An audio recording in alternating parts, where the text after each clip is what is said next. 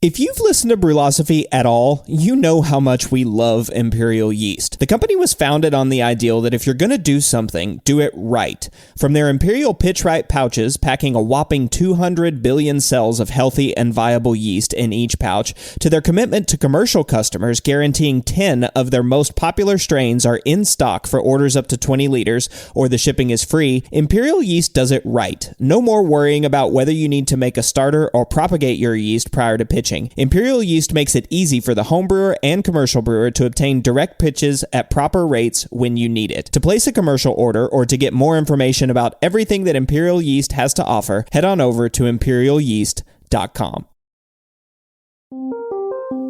Welcome to the Brew Lab.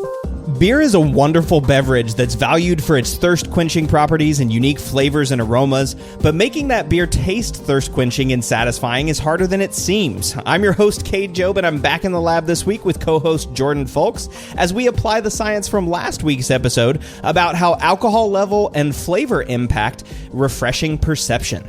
It's funny kind of tracing the evolution of a craft beer drinker. You know, you kind of start with whatever you had, in your youth, and then oh, wow, IPAs, those are really fun. Oh, man, sours, barrel-aged stouts.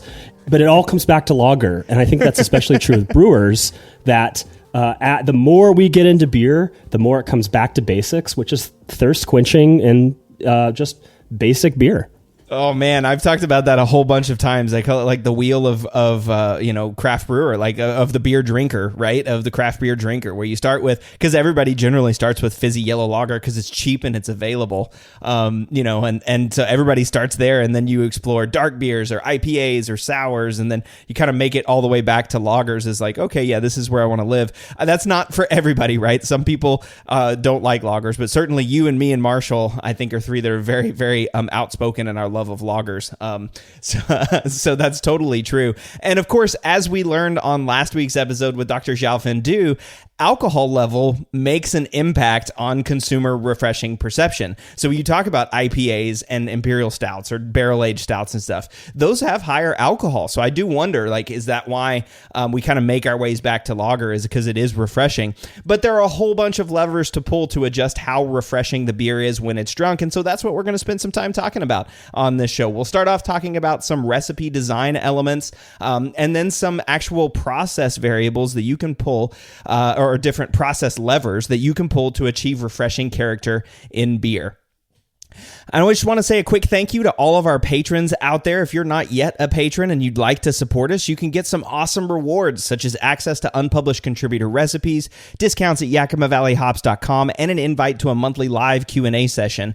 You just missed John Palmer's Q&A session, but hey, there's another brewing industry legend coming this month. That's Brülosophy's own Marshall Schott. That's right. Marshall's going to be available to answer any of your questions. He's kind of an open book, as he says all the time on the podcast, so any question is fair game. But to do that, you have to become a patron. Becoming a patron is easy. There's no obligation, and you can cancel at any time. And of course, you can find all the information on how to become a patron and all the different rewards levels at patreon.com/Brülosophy. Go check it out.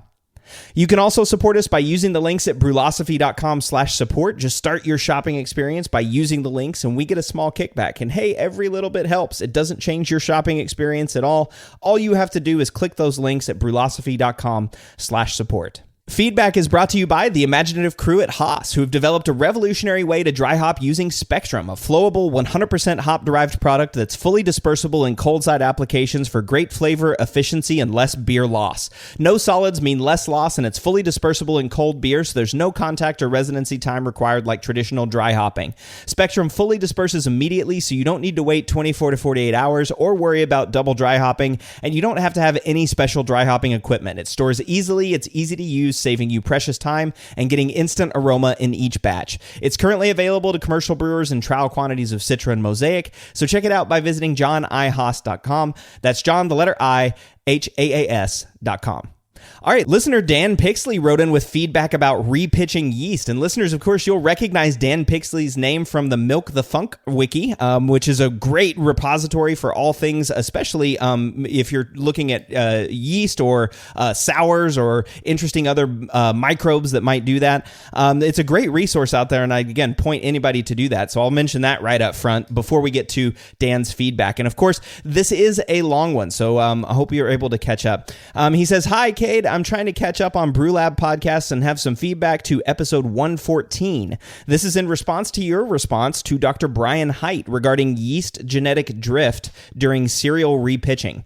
First, a quick appeal to authority. Dr. Haidt's qualifications as a microbiologist are as expert level as it gets. I've seen Dr. Haidt educate other microbiologists more than a few times in Milk the Funk. He's rarely wrong, and I believe that this is another example of that.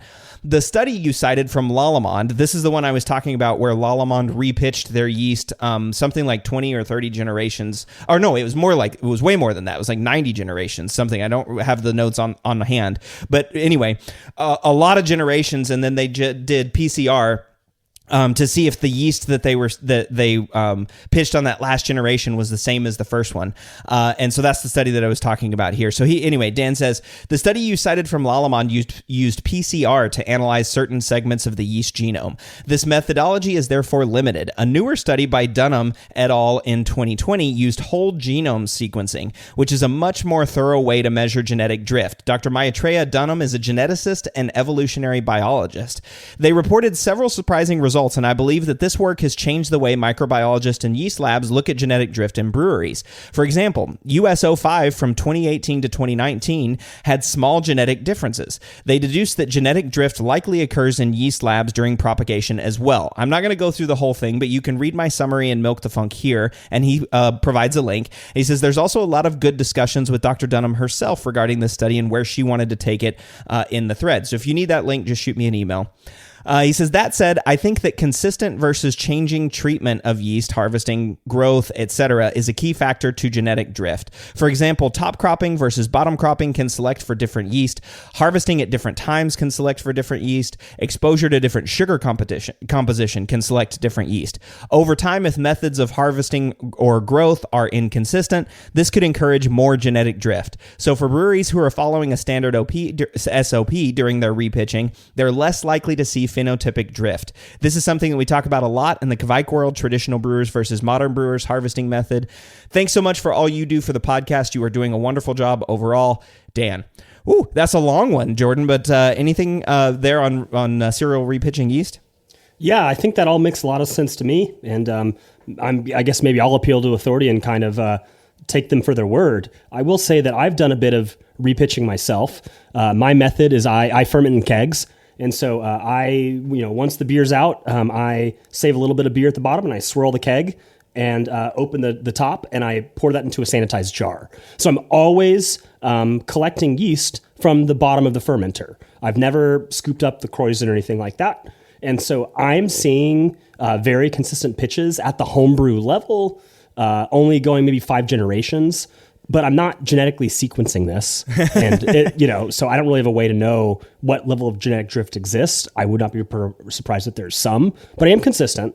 And I will say that I've only had this burn me once, but the crappy thing about it was 2 batches in before I realized it.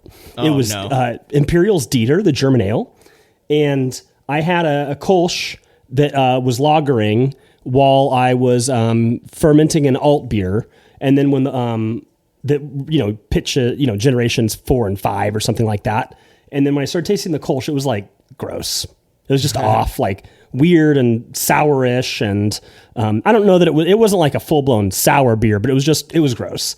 And then I was like, oh God, I've got an alt beer using the same strain. Sure enough, the alt beer was bad too. So several, hundreds of batches in, I'm doing pretty okay, but maybe that's genetic drift. I don't know, but it burned me once or twice. Yeah. Who knows? Genetic drift, or like I was saying, could be, some sort of infection or inoculation of something else too, right? And I think that's kind of what spawned this whole feedback was, the genetic drift issue versus, how much is actually like infection. And I think certainly everybody agrees that if you're not minding your yeast harvesting practices, you can certainly get a bug in there that you don't don't want in your fermentation. But Dr. Haidt was actually specifically talking about that research paper, right? And then also genetic drift and how genetic drift does occur. I think I made some comment like, genetic drift, I would be more suspicious of a failure in, cleanliness or sanitation than actual genetic drift causing changes to your yeast. And that was his response to it. And Dan, of course, this feedback is actually the most incredible timing I've ever seen. Literally, as I got this feedback, I was in a session with Dr. Dunham on this exact topic at the MBAA National Conference. I mean, like I was reading this as she was standing up in front of us, giving the presentation on this session. And it was actually one of my favorite sessions of the talk because of just her personality and charisma and also your feedback. And I asked her to do an episode of the podcast. So look for that coming out in the future. We'll have her on here to talk about serially repitching yeast. I also spoke to her a while after the presentation just to make sure I understand all of this. Because again, I am not a microbiologist. And I think I mentioned when Dr. Haidt gave that feedback that I'm out over my skis when I talk about microbiology. But this is based on my conversation with Dr. Dunham. And so according to her recent research, Dr. Haidt is right that genetic drift occurs almost as soon as yeast is pitched into a new environment. So as soon as you pitch it in, there's genetic drift that's likely occurring. But according to Dr. Dunham, there's kind of a population question, right? Even though there's a mutation, it might still be only a few cells or a small portion of the population, and so it doesn't impact the total population of the yeast until it grows enough to where there are enough cells with the mutation to show a difference. So Dr. Dunham, according to her studies, showed that around 15 repitches happens. You can have around 15 repitches before enough change to the population occurs that you'll start seeing phenotypic differences. And like you said, Dan, she agreed that the way that you collect and repitch cells plays a very outsized role in whether or not you're selecting for cells that have genetic drift or don't. For example, according to to Dr. Dunham, and like Jordan is doing, if you harvest your yeast from the cone of the tank, you might be selecting for a yeast that flocculates better than the parent original strain, which is actually one of the most common mutations that they see. Or because of your harvesting techniques, you might actually never select a mutated yeast, right? You might just continually be picking the same yeast, and then that gets pitched into another batch, and you can go on for ever, and never have genetic drift in your batch population, or in your population. So anyway, I'm already too far in the weeds, and I can already hear people rolling their eyes a little bit at this because it's a long feedback session. We're way into the episode, and I don't want to steal Dr. Dunham's thunder, so I'll wait for her to do the rest. But thanks, Dan. It's truly fascinating research. I can't wait for her to have an episode, so thanks for the feedback and for the show ideas. After this short break, we'll be back talking about which levers you can pull to make your beer more refreshing.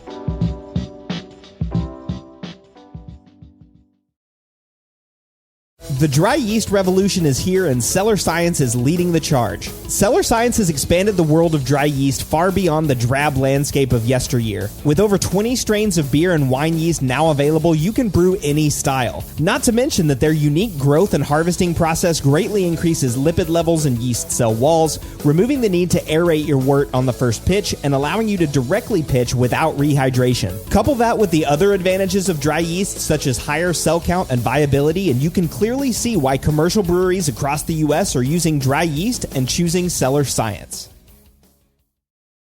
Looking for a fun way to win up to 25 times your money this basketball season? Test your skills on Prize Picks, the most exciting way to play daily fantasy sports. Just select 2 or more players, pick more or less on their projected stats, and place your entry. You could turn $10 into $250. Right now, Prize Picks will match your first deposit up to $100. Just visit prizepicks.com/fan and use code FAN. That's code FAN at prizepicks.com/fan.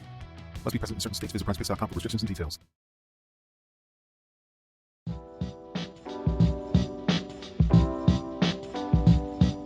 One of the worst things when it's hot outside and I'm looking for a cold, refreshing beer is for the only beer left in the fridge to be like an Imperial IPA or a bourbon-aged stout, bourbon barrel-aged stout. I mean, don't get me wrong. I do love a good Imperial IPA, but not when I'm looking for something refreshing.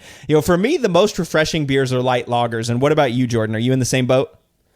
I like to be a little craftier, and so I'd maybe like a German Pilsner or a German Helles. But, Modelo, Miller High Life, these are very refreshing beers. But I will say the true light lager, like Bud Light, Miller Lite, I can't do it. There's just not enough hop backbone. It's just gross for me.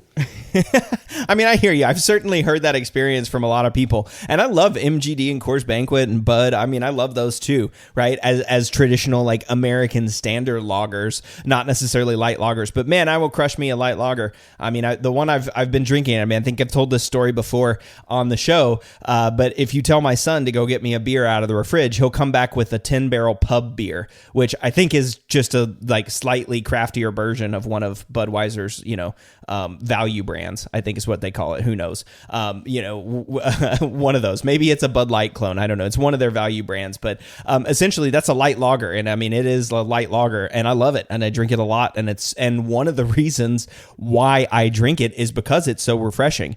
And of course, this whole refreshing perception was the concept at issue in last week's episode with Dr. Xiaofan Du. And so I wanted to start off there. She talked about one of the studies that they did like preliminarily to even understand what does refreshing mean, right? Is it thirst quenching? Is it crisp? Like, what does it even mean? And is beer even refreshing? And so they did this consumer panel where they they asked a whole bunch of questions of consumers. What does refreshing mean to you? And one of the big things they took away from that is that it's crisp and thirst quenching. Like that's kind of a key takeaway for refreshing. The other big thing is that people will consume something like a beer or like a food in order to become refreshed. So then they asked the question, what foods and what drinks might you consume? And the answer was beer, So that's pretty cool to see like, okay, I mean, I think beer is refreshing. You think beer is refreshing. If you're listening to this podcast, you probably think beer is refreshing. But now there was actually some study behind that. But of course, this one was focusing on alcohol level, and we'll get there. But I want to start first by asking you, what makes a beer refreshing to you? Yeah, I think light, crisp, cold, carbonated. Mm-hmm. Yeah, that's probably about it. But it's funny, like there's all these ancillary connotations we have with that. Yellow, right. Not too bitter. But like I think you even mentioned that in the episode, like you could probably dose a beer with black food coloring and trick people into thinking it's not refreshing when it's just still a Bud Light.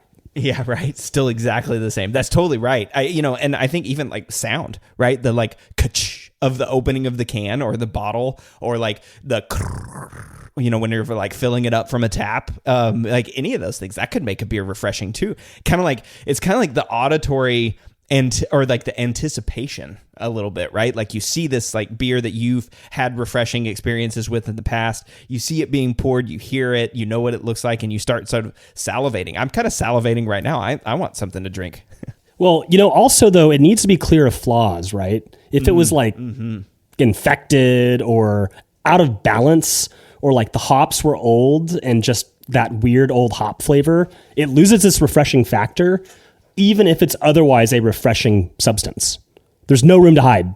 Yeah, totally. Or if it's got too much hops and it's got some of that hop burn, like that we've talked about on other episodes. Or I had a hop water the other day that was, that's obviously meant to be refreshing, right? It's meant to be like a hop water. It's meant to be water with just a little bit of hop character in it. And man, I got to the bottom of that can, and I don't know, they must have not filtered or whatever they did, but it was like, boom, it was like a whole pellet down at the bottom of the pan. And I took that last sip and I was like, oh, and it was like hit with like the puckering beer face. I don't know if you remember those commercials from the 90s, like the sour beer face or bitter beer face. Yeah, that was it. Yeah. That's exactly what I did. I just went, woo. Anybody that has ever, made the mistake of trying a hop pellet has had that same experience. Yeah, but I mean, even those things are supposed to be refreshing, right? And I, like you, I'm looking for crisp, I'm looking for clean. But I will say that like some things are refreshing on different days. I'm probably going to reach for a light lager. That's just me, and that's who I am. But there are some days where I'm like, I don't want a light lager. Today I want an IPA, and that would be refreshing to me. And so one of the things I was kind of struggling with, after like listening to the episode and like preparing for this show is kind of like, okay, like light lagers aren't the only thing that's refreshing, right? I mean, there's certainly something that I like, but I like having an IPA too. So what makes like something like an IPA refreshing? Well, I think that a big factor in refreshing is dryness, and that's effectively a low finishing gravity. And that's why I find West Coast IPAs tend to be more refreshing than hazy IPAs, because West Coast IPAs tend to be drier, and or at least the ones I like. And a good hazy IPA could have a finishing gravity of like 10-20. Meanwhile, a San Diego IPA, the West Coast bitter style, could finish at 10.05. And so that's a massive delta in terms of the residual sugar left in solution. And so it just because a beer is refreshing, it doesn't mean it doesn't have hops. And, Pilsner is an incredibly refreshing beer, and that's like twice the bitterness of a Helles and like 4 times the bitterness of like an American lager. And so there's definitely a balance to be struck as it comes to bitterness, and you can still make a really darn refreshing beer. So for me, it all comes back to dryness. Dryness. That's an interesting question, and I want to pick your brain a little bit here in like how to actually improve dryness. We'll do that here in a few minutes. But man, that's a really good one for me. Dryness is nice, and that it kind of goes into this like crispness to me, and that is one of the early problems I had with hazy IPAs was how juicy they felt, and like how the luscious mouthfeel made it where I would drink just like one. I wouldn't drink like more than one. And like, so like that thick mouthfeel. Maybe when I'm thinking about an Imperial IPA or a bourbon barrel-aged stout, what I'm actually thinking about is that thick, cloying sort of mouthfeel. And so, dryness is an interesting way to talk about it. Dryness is also one of those things that I feel like I have a perception of and you have a perception of, but we might have different perceptions, of like what makes something dry, because that bitterness that in the West Coast IPA also helps a little bit, right? It like helps a little bit of like maybe lifting the tongue or lifting some of that like sweetness, because you might have the same ABV between a West Coast IPA and a New England IPA, but I might find one more refreshing than the other, I guess. Does that make sense? Right. Yeah. And I also kind of wonder like what water chemistry plays into this too. With these West Coast IPAs, with Pilsners, we're really driving the sulfate, and that's just known for a drying, crisping effect on the palate. And but what's an interesting counterpoint to that is German Helles, because Pilsner is sulfate forward, but Helles is chloride forward. And so, look at German Hefeweizen. That's not a sharp sulfate forward beer, but Helles and Hefeweizen is pretty darn refreshing. So there's a lot of, you can see here that there's a lot of like levers you can pull, and it's like you got to find the right like combo. You got to get the right balance, because Helles is not as bitter as Pilsner, right? And so there's clearly, it's not like 1 + 1 = 2. It's, you got to figure out kind of like which of these you want to lean into, and then which ones you have to back off of as a result. Oh man, yeah, it's kind of like a choose your own adventure in that way, right? You're very much right. It's not like 1 + 1 = 2. It's not like do this, boom, refreshing beer. It's kind of like, what aspects of refreshing am I trying to highlight? Oh, that's an interesting one. Feels like maybe there's some analysis there about like, how to make different beers refreshing in different situations. And I'm sure there's someone out there that's like, what are you talking about? I love, crushing a 10% triple hazy IPA after running a marathon. Yep. And so, I guess to each their own. Sure. Yeah, totally. Right. I mean, we see beers after marathons all the time. I was actually talking with a guy the other day who's a shift brewer. I think he's a manager of a team of shift brewers, was a shift brewer and manager now. But he was talking about how they brew an Imperial IPA, and that's his favorite shift beer.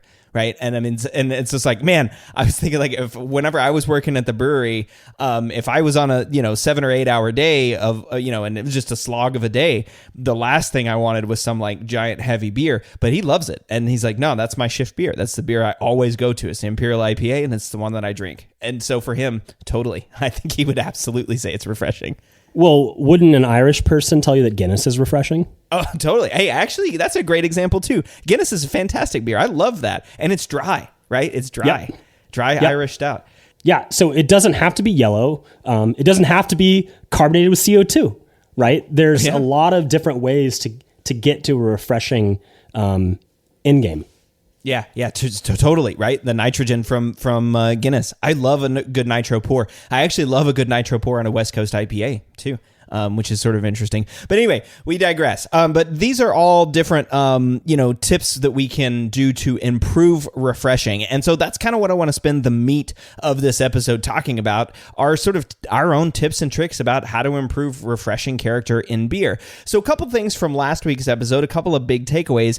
One was the big takeaway from that study is alcohol level influences refreshing perception. I was like, that makes a lot of sense, right? That's something that's kind of intuitive to me. Like, okay, yeah, a higher alcohol has that like sort of sweetness and can sometimes be cloying and all that. And so, yeah, I can sort of intuitively make sense, but they went kind of a step further. So by spiking ethanol into Heineken 0.0, it was really just the effect of the alcohol, right? And so they were in that situation by spiking ethanol into Heineken 0.0, were able to say that consumers preferred the level of alcohol somewhere in the 2.5% to 5% range. So they did 0, 2.5%, 5%, and 7.5%, and nobody preferred the 7.5%, which, I mean, you're spiking it into 0.0. I can imagine like spiking 7.5% alcohol into a non-alcoholic beer is definitely going to change things. But it might have made it better. It might have made people like it. And so I think that's a really cool takeaway from that study is alcohol level did seem to impact consumers' perception of refreshing perception, right? Of refreshing character. There we go. That's what I was trying to say. And for the record, I like 0.0. We didn't try it on our non-alcohol episode, but it's a good one. Yeah, it's pretty darn good. I had it once. It's got a little weird thing at the end with it some of those NA beers can have, but otherwise pretty impressive. And I think maybe the only true 0.0 I've had. Yeah, for sure. It's definitely one of those that, it's true 0.0 because it's European marketing 0.0 and it's being sold all around the world to meet that 0.0 level. So there is no alcohol in it. So it also makes a really nice base. But I'm curious about you too, Jordan. What do you think about alcohol level and refreshing perception?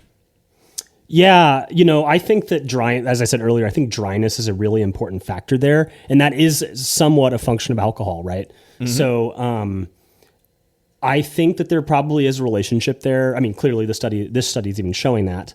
But, you could make a beer that was, 0 Plato, use enzyme or something, but 10% alcohol. That's as dry as a bone, but it's probably not going to be as refreshing as something that was like 4 or 5%.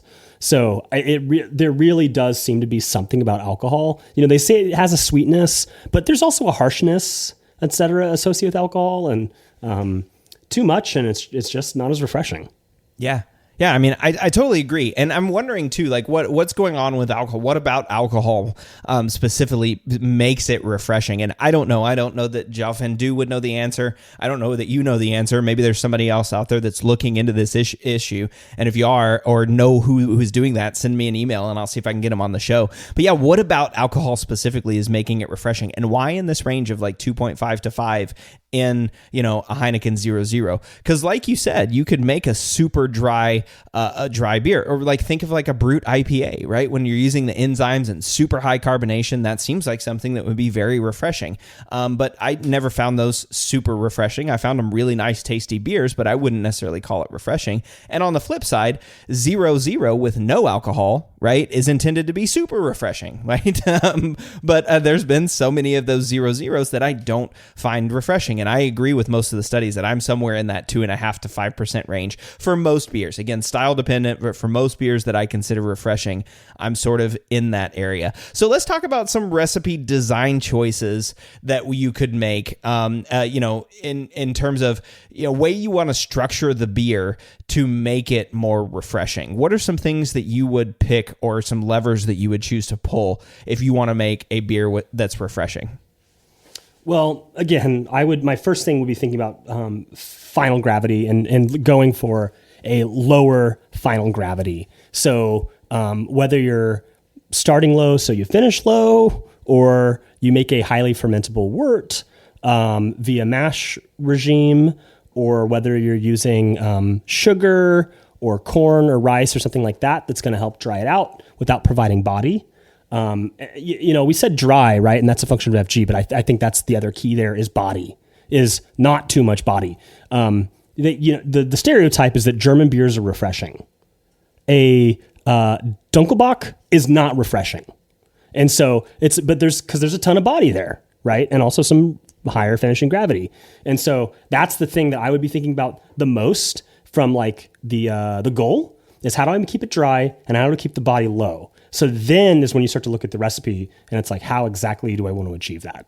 Yeah, I totally agree with that. I think if I'm trying to make a refreshing beer like you, I'm trying to target a low finishing gravity, or at least maybe I should say a finishing gravity that's sort of in balance to the alcohol level, right? Because those things are related, right? The finishing gravity and the amount of alcohol that you have in beer. I mean, those things are directly related. The sugar is going somewhere. So your original gravity, your starting sugar, is going somewhere. It's being turned into alcohol and CO2.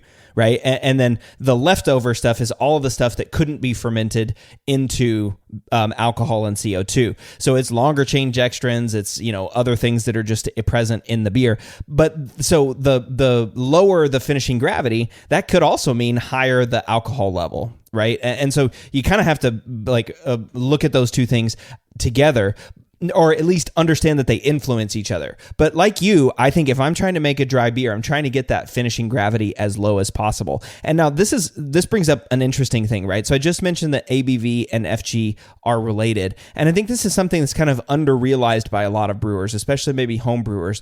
But it's this concept of measured final gravity, like using a hydrometer, right? You're measuring the final gravity of your beer using a hydrometer. And what most commercial brewers look at, which is real extract. All right, so real extract, well, I guess I should back up. When you put your hydrometer into a flask of beer, it's measuring the density, right? The relative density to water, and that's all. That's what it's essentially giving you is the specific gravity. It's relative density of the liquid to water.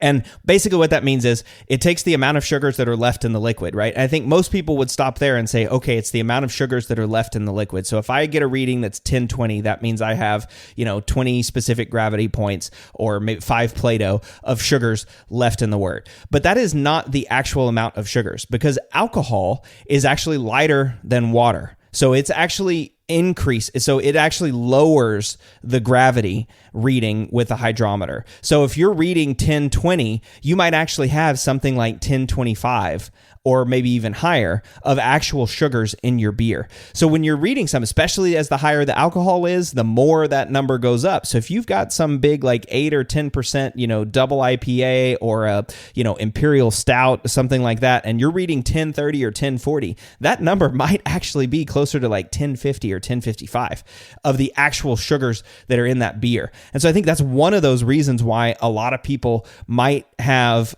sweeter or more cloying beers than they're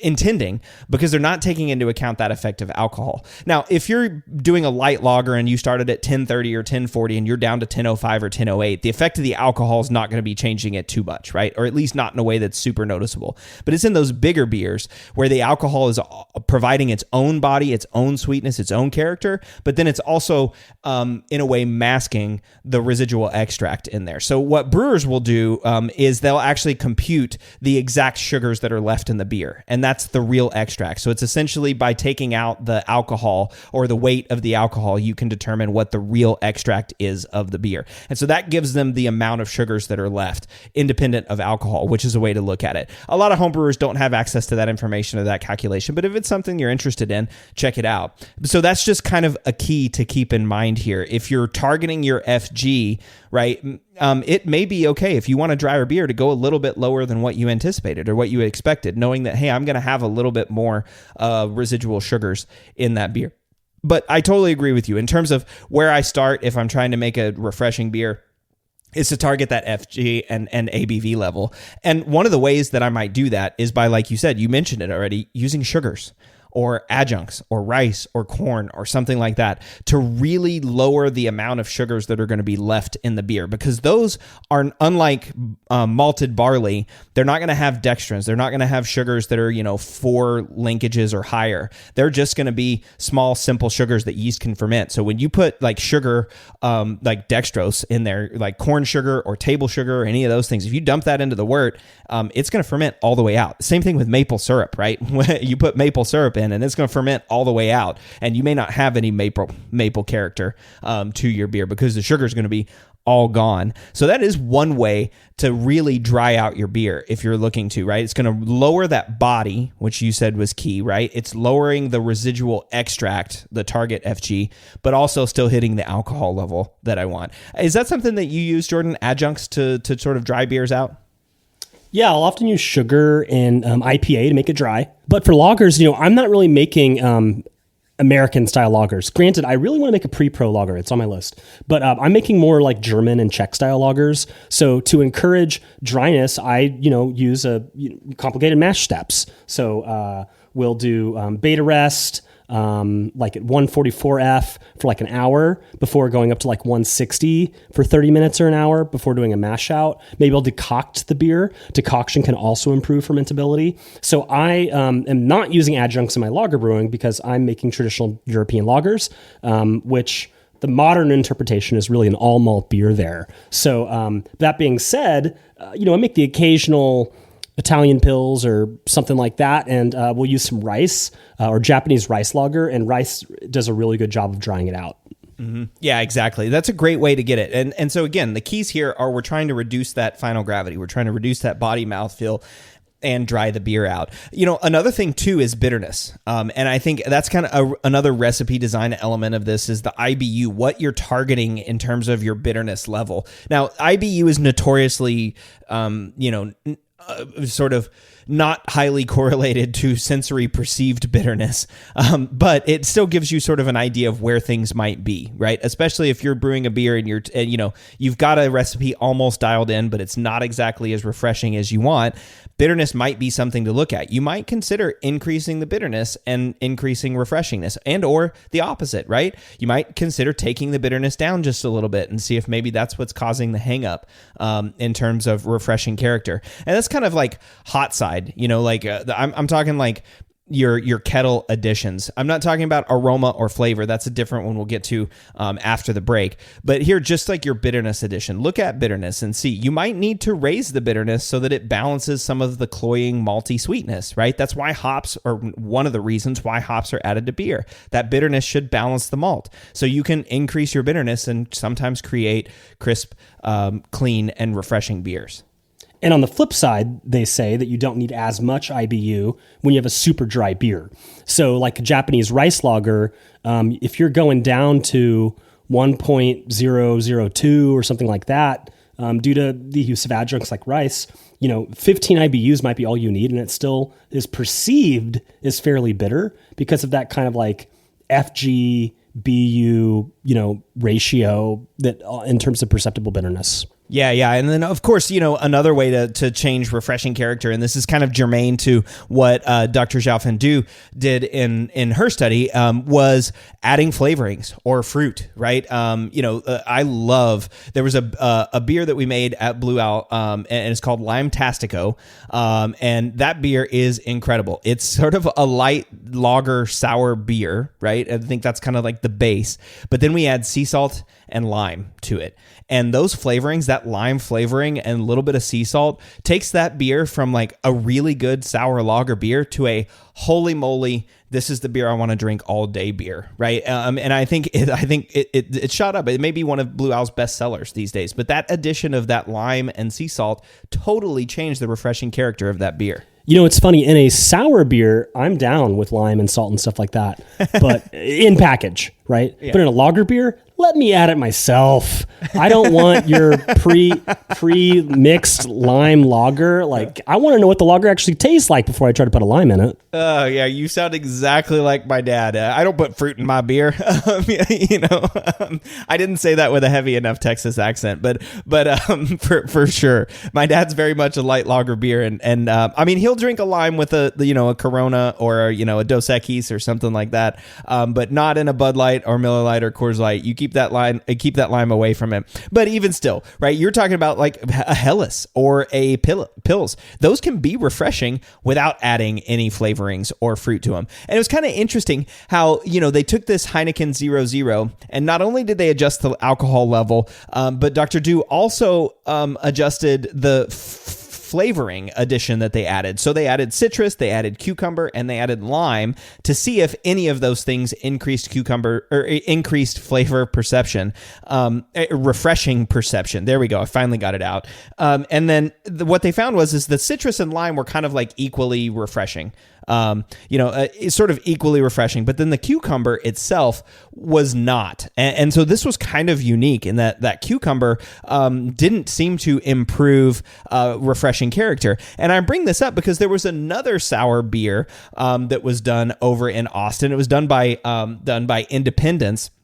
And it was a beer called Red Bud. Red Bud is a Berliner Weiss, and it had cucumber flavoring added to it. So it was a sour Berliner Weiss with cucumber, and I think it might have had prickly pear or something else. No, it wasn't prickly pear, but I know it had cucumber. And that thing was so good and so refreshing. And they actually did it in two different versions. So like Red Bud without the cucumber, and then Red Bud with the cucumber. And that cucumber one was so refreshing. It was really good. And so, adding flavorings and fruit, again, this isn't a sour beer. You can do the same thing in non-sour beers, but in adding those flavorings and fruit are another way to adjust the refreshing character of the beer. And if you're like Jordan and you want to, stay pure and not add any flavorings or fruit to your lager, to your German lager especially, I certainly understand that. And so we need to ask Jordan, what do we do if we want to make a crisp, refreshing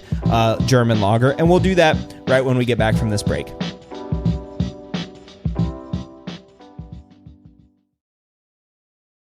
One of the biggest improvements to my brewing practices was the upgrade to stainless steel, and Delta Brewing Systems offers some of the lowest prices on high-quality stainless gear, like the Firm Tank, which holds 8 gallons or 30 liters of wort, comes with a domed lid to reduce the chances of a messy blow-off, and it can hold up to 4 psi of pressure. Delta Brewing Systems also has their own line of brew kettles, as well as one of the lowest-priced all-in-one electric brew systems out there, and their prices are remarkably affordable. If you're in the market for legit stainless gear that won't break the bank, you've got to check out deltabrewingsystems.com. We all know that designing recipes is really fun, and doing it well is so much easier with good software. We at Brülosophy recently made the switch to Brewfather, and honestly, y'all, we could not be happier. Brewfather utilizes the latest technology to bring you the most robust cloud-based recipe design software that can be accessed anywhere, on your phone, tablet, desktop, and even offline. It also works seamlessly with numerous third-party devices to make it easier to monitor every step of your brew. I know change can be difficult, but trust me when I say you need to go to brewfather.app today to try it out for yourself. That's brewfather.app.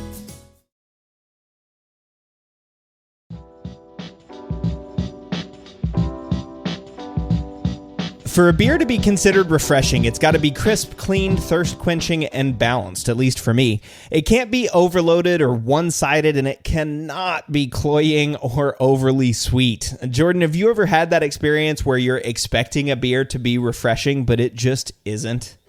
It's oftentimes, it's not that it's not refreshing because it's like sweeter than I thought it would be. It's just because it's not good. It's like There's a really big enjoyability factor to refreshment. And if the beer's not very good, even if it's technically dry or whatever, it's not, if it's not enjoyable, it's not refreshing anymore. Oh man, I love that. That's so totally true, right? And oh man, I wish I could have talked to Dr. Du about that, because that would have been a really interesting observation and something to get her thoughts on, right? You're totally right. If it's not good, it's not going to be refreshing, right? Period, right? It can be as dry as you want. It can have the right balance of hops or malt or whatever, any of these things. But if it's not a good beer, it is sure not going to be refreshing. Like if it's a diacetyl bomb.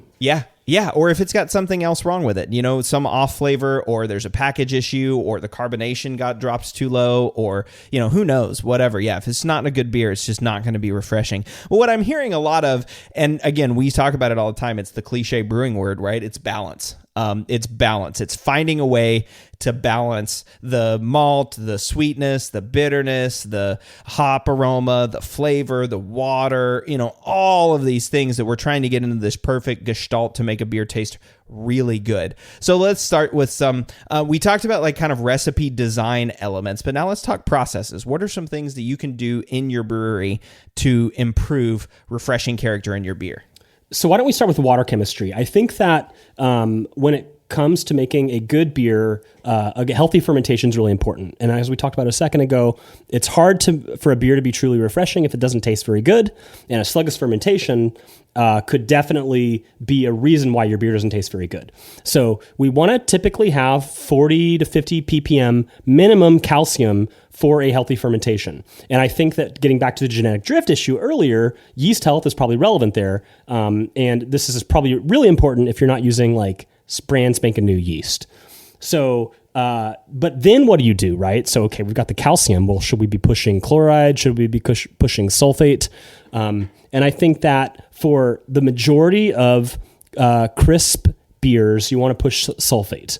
That being said, I think Helles is a notable exception, and that you're going a little bit more on the chloride side.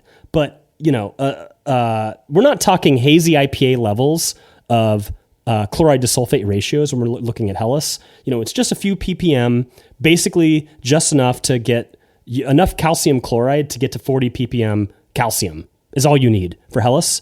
And for a Pilsner beer, pretty much the opposite of that. So I think that's kind of like a good rule of thumb, is just enough mineral content to get you to 40 or 50 calcium. And then whether that's CaCl or sulfate to get you there, depending on whether you're looking for kind of a crisper style like a Pilsner with the gypsum, or a kind of softer style like a Helles with the CaCl.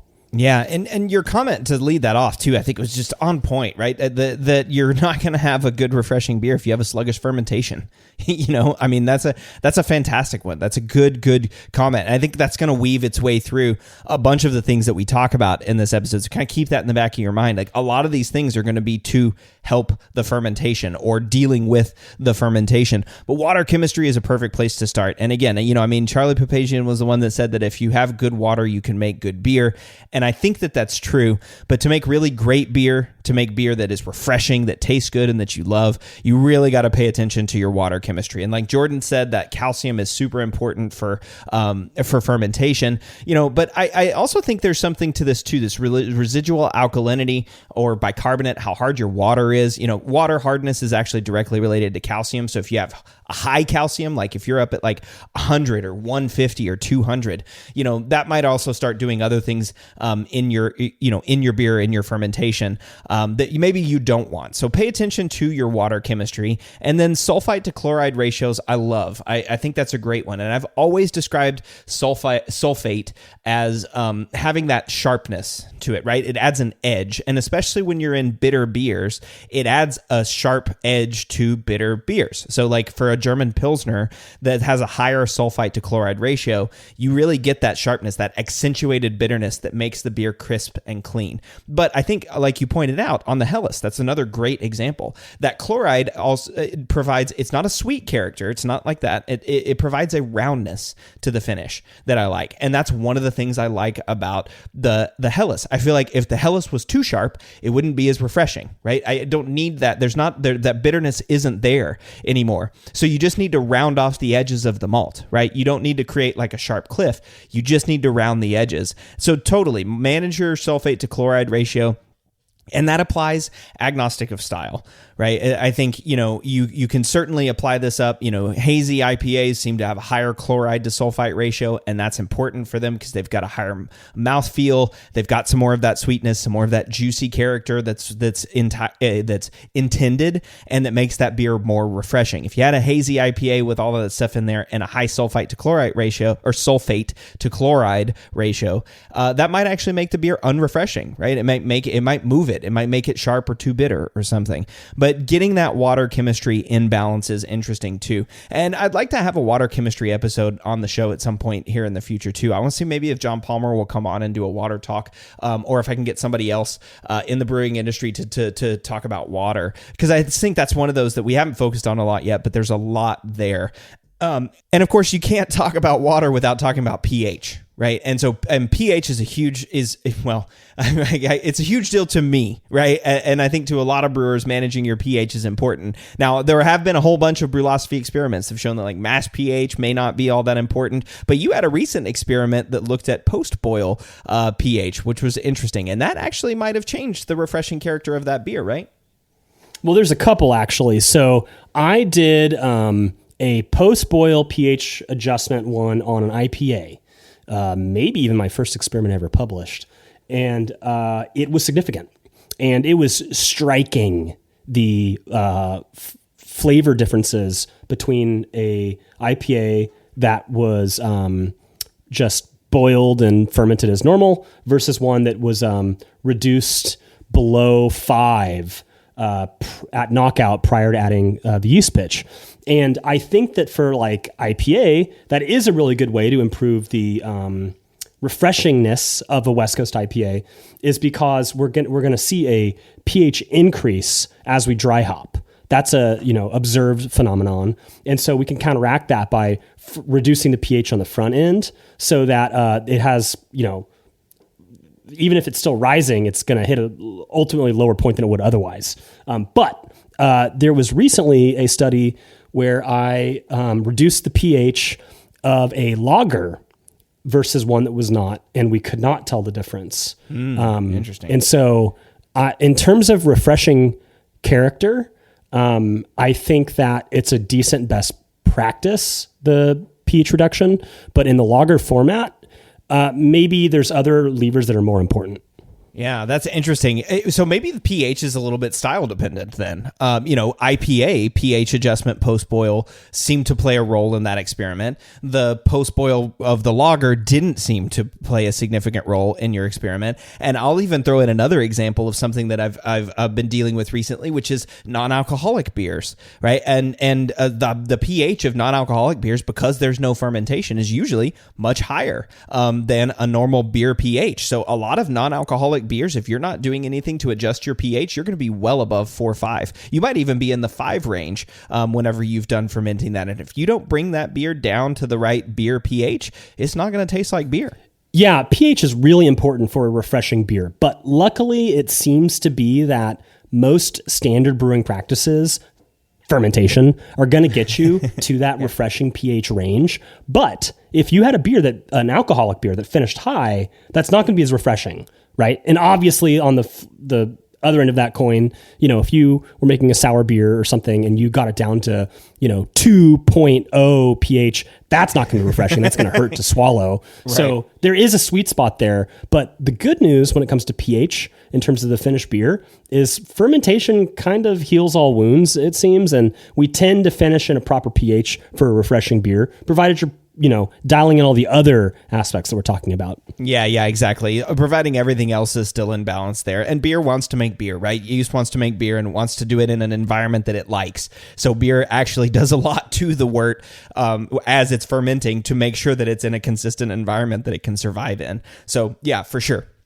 This is and it's also, there's some evolutionary advantages, right, for producing acid. It kills off other organisms that won't survive, right? Producing alcohol and producing acid and things like that are things that yeast can do to save themselves, or at least prolong their lives during a fermentation context. So yeah, there are things. But you made another comment there, and we mentioned it earlier in the show, which is it's not just water chemistry, it's not just pH, because pH can vary depending on those things, but you really want to try to dry out the beer, right? It's that like making it like crisp, clean, balanced, and not like cloying or sticky or stuck. And you know, one of the places I love the mention that you mentioned there, or the thing that you mentioned about dry hopping, because dry hopping is going to increase pH, right? And that's true. And if you're not watching that, then your pH might be above where you want it to be. But if you can pre-acidify, you can bring dry hopping down and keep that nice and crisp and clean.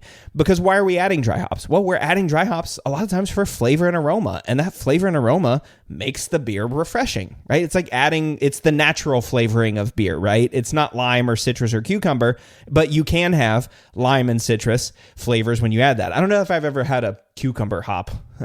You know, maybe it's in the breeding pipeline. I don't know.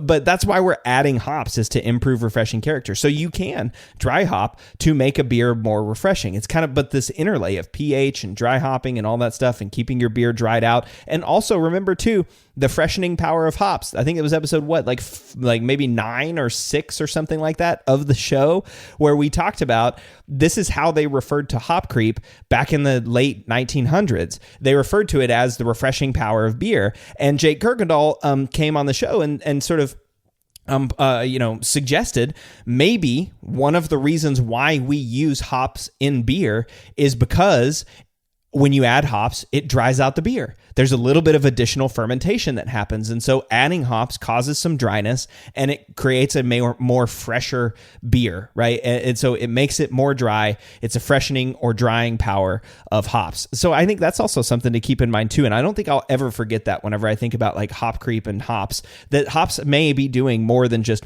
antimicrobe or bitterness or aroma. They might also be contributing to the drinkability, the refreshing character of the beer. Yeah, and I think look at the West Coast Pilsner. That's a pretty darn refreshing lager, and they have really aggressive dry hopping rates. So it definitely can be done, but I don't think that dry hops are the first thing we think about when it comes to a refreshing beer, but it definitely dries the beer out, and so that's another tool. But I think we might be getting one step ahead of ourselves. We didn't really talk too much about fermentation. So, you know, there's a lot of things in fermentation you can do to make a refreshing beer, and within the context of trying to dry it out, right? So one, you could add enzyme, and fungal alphalase enzyme works great, and it can dry your beer out to, I get really consistent like 1006 or so, 1005. I'm sure if I started like with a really low gravity, that'd go even lower. And this is assuming I'm using a standard like ale or lager strain, non-diastaticus. Obviously, you could use a diastaticus, saison strain or something to further dry it out.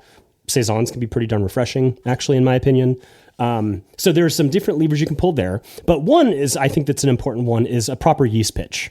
I'm a big believer in, pitching the appropriate number of cells, recommended number of cells for a given style or temperature range or yeast strain kind of family, and matching, an appropriate fermentation temperature. I actually did an experiment that looked at yeast pitch rate in lager, and there was a really interesting thing that we saw. So although the tasters were not able to detect a difference typically between one that was fermented with an ale pitch rate and a lager that was fermented with a lager pitch rate that were both fermented cold, there was an astounding attenuation difference. And the ale pitch rate in a cold fermented lager took forever to finish. And it also finished higher. And so although that study revealed that at least with healthy yeast, at least with Global, the 3470 Weihenstephan strain, you can make a decent lager with a single pouch, even when pitching cold, which is about half or so of what you would normally need, maybe, at a given volume and temperature and stuff. We did objectively observe less attenuation. And so I think that that's one important lesson there is if you want to dry your beer out, use enough yeast. It's cheap insurance. Yeah, sure. Yeah, like the time too, right? Like you said, it started slower. It didn't dry. It didn't get as low of finishing gravity. It didn't dry itself out. Again, there were no significant difference to the tasters, which is important to keep in mind here. But there are objective, observable differences in the fermentation. So what else is happening? And this is also one of those where it raises the question: if we did this experiment 10 or 15 times, would we see the same results? Right? I mean, who knows? Right? not to mention different strains, right? Totally. And I will say, I myself, I could not taste the difference after an extended lagering time. I was blown away. And so one could say, well, then why your beer doesn't need to be dry, because you couldn't even taste the difference. I can't remember how many gravity points it was offhand, but it was not one, it was a few. But if your goal is dry beer, do what you can to achieve it. Don't skip any steps. And clearly yeast pitch rate is important when making lager if you want to attenuate all the way out.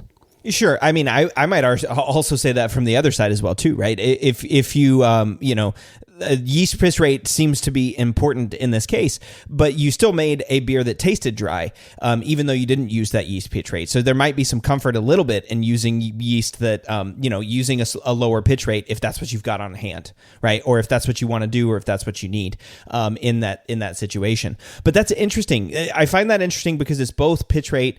They were both at the same temperature, though, and I think temperature can also be something that really impacts the refreshing perception. And this is different than I think dryness, although maybe there's a fermentation difference, or terminal gravity difference. I would be highly suspicious that you wouldn't get to the final gravity, because the yeast is just going to chew through, unless you're like a huge temperature. I'm talking about like if you had an ale at, let's say, 66 Fahrenheit or like, 18, 20 Celsius, something like that, versus one that's at like 75 Fahrenheit or like 23 or 24 Celsius, or maybe even one that's at 55 or 12 Celsius or something like that, 15 Celsius, something like that. Those temperature ranges, the yeast is still going to ferment, right? It may not ferment at the same speed, but it's still going to chew up all the sugars, right? The sugars are available, and so the yeast is going to ferment until all the sugars are gone. So you might see the same attenuation based on temperature, but the speed at which it happens and all of the secondary metabolites that are produced might be different, right? So the yeast is under stress if it's at low temperatures or high temperatures, depending on the yeast. So it might spit out higher alcohols, which lead to esters, or it might, spit out other things that it has to do to survive. So while it may not change the actual finishing gravity, it might change the flavor and aroma of the beer, which might make that beer more or less refreshing, right? You might have some, for example, like ethyl acetate ester, right? That kind of smells like nail polish if it's in high amounts. And so if you've got a beer that's got a huge amount of nail polish, that beer's not going to be refreshing. Doesn't matter if you hit your gravity or if it's 1003 FG, it's not going to be refreshing because it's got that high ester. That's a great point, because it seems that the most refreshing beers on the planet are lagers.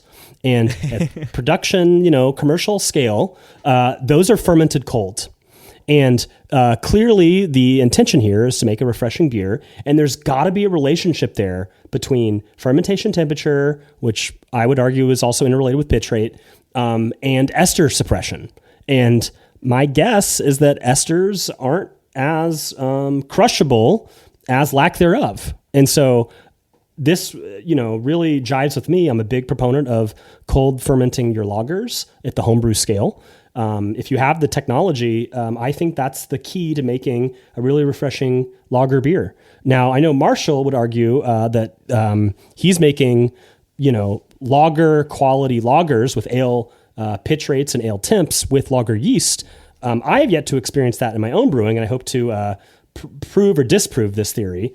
But clearly, there's at least at the very least, we can say that professional brewers are fermenting their lagers cold, and they are successfully suppressing esters that way.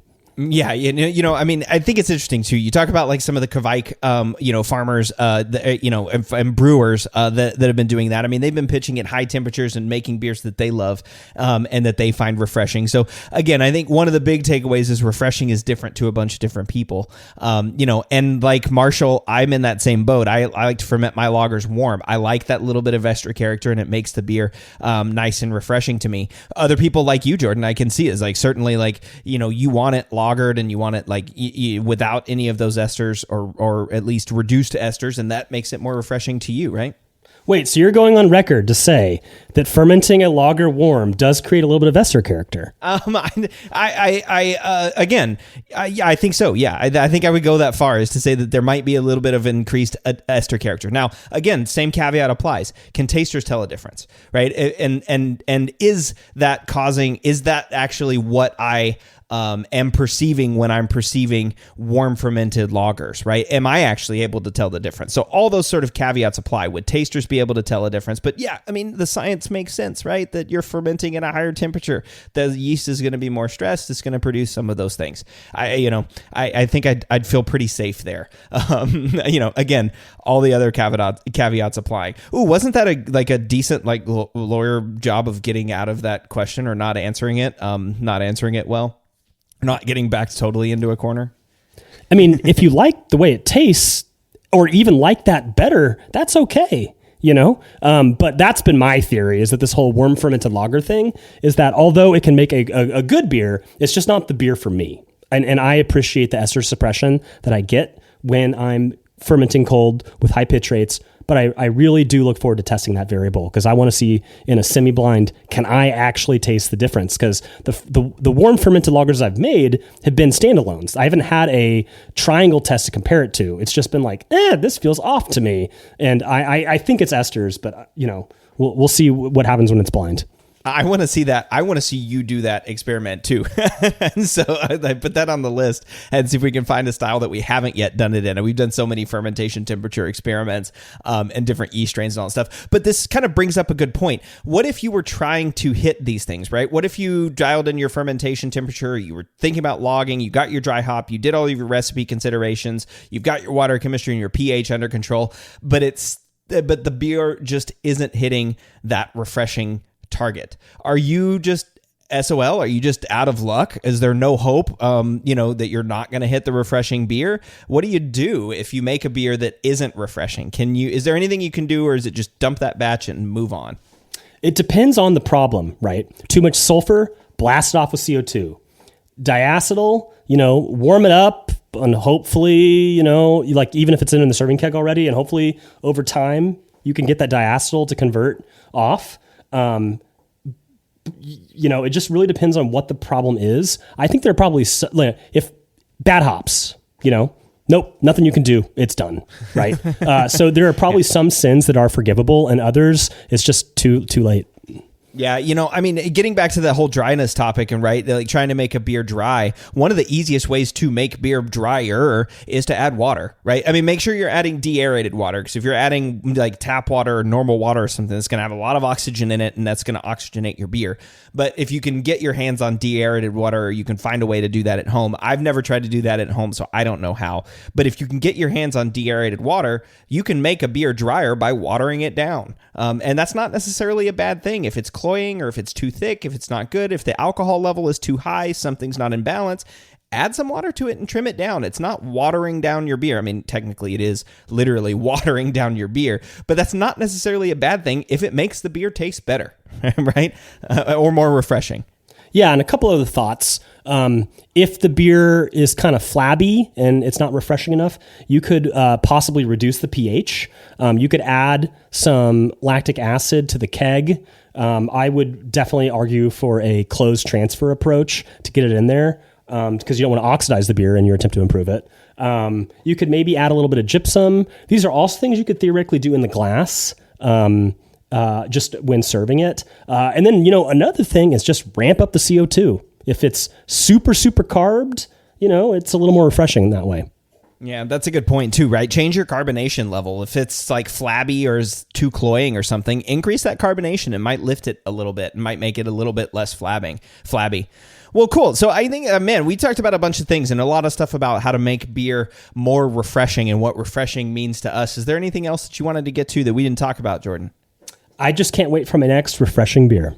Right. I think it's time for me to go get one. Jordan was sick during this episode, so if he sounds a little bit different, that's why. But he powered through it. We made it. And so, Jordan, I don't know if you can drink beer on your meds, but I wish you a refreshing beer at some point in the future.